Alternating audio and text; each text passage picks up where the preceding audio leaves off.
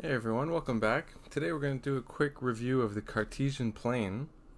And so what we have here is an x-axis and a y-axis. And every point that is on the plane is called an ordered pair. So we have x comma y. We have our x-coordinate and then the y-coordinate.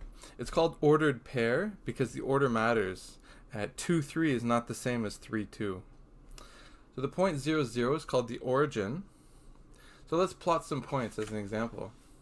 So A, 2 comma 3. So the x is 2, 1, 2. Y is 3, 1, 2, 3. There's our A point. And B, 3 comma 2. You see how it's inversed like that? So 3 comma 2, 1, 2, 3, up 2 like that. So you can see that they're not the same points as such. C, negative 4, 1, 2, 3, 4. Up 3, 1, 2, 3, there's our C point. D, negative 5, negative 2, so 1, 2, 3, 4, 5, 1, 2, there's our D point. E, 3, negative 3, 1, 2, 3, 1, 2, 3, there's our E point. And then F, 5, 6, 1, 2, 3, 4, 5, 1, 2, 3, 4, 5, 6, there is our F point.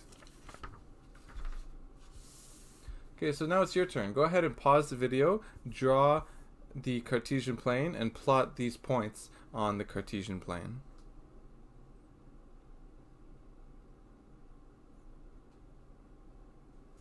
Okay, we're back. So what do we have here? Negative 3, negative 2. So 1, 2, 3, 1, 2. There's A like that.